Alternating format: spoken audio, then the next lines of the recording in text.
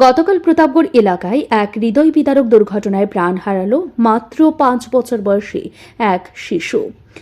মৃত শিশুটির নাম অঙ্কুশ ঋষি দাস। এই মর্মান্তিক ঘটনায় শোকের ছায়া নেমে আসে গোটা এলাকায়। পরিবার সূত্রে জানা যায়, অঙ্কুশ প্রতিদিনের মতোই বাড়ির পাশে তার সঙ্গীতের সঙ্গে খেলছিল। খেলতে খেলতে পরিবারের নজর এড়িয়ে সে পাশের একটি পুকুরে পড়ে যায়।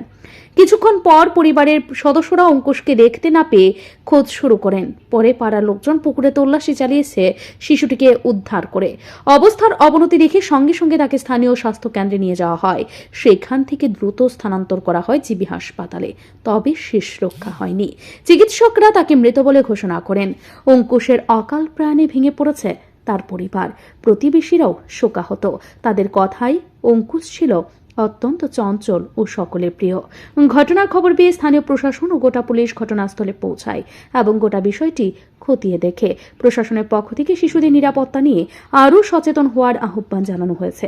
একই সঙ্গে খোলা জলাশয়গুলোর আশেপাশে সুরক্ষামূলক ব্যবস্থা নেওয়ার কথাও বলা হয়েছে।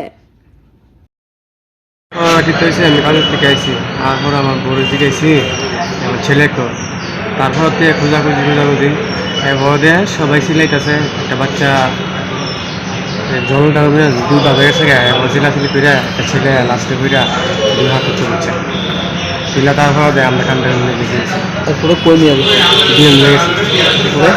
তারপর বিএম চেক করছে, চেক করে সাইডা অনেকক্ষণ ধরে রাখছি।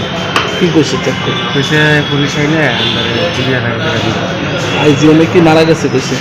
না, আইজিএম চেক করছে মারা গেছে। কি নাম বাচ্চার? অঙ্কুশ ঋষি দাস, বয়স 5.5 বছর। কিভাবে গেছে এসব? কিভাবে গেছে কবিতা মারা বাচ্চাদের সঙ্গে তো যাইতে পারে। এই ঘটনা সকলের মনে প্রশ্ন জাগিয়েছে, শিশুদের জন্য আমরা কতটা নিরাপদ পরিবেশ তৈরি করতে পেরেছি। প্রশাসনের সঙ্গে সঙ্গে অভিভাবকদেরও এই বিষয়ে আরও সচেতন হওয়ার সময় এসেছে। ব্যুরো রিপোর্ট, ঋদ্ধি নেটওয়ার্ক।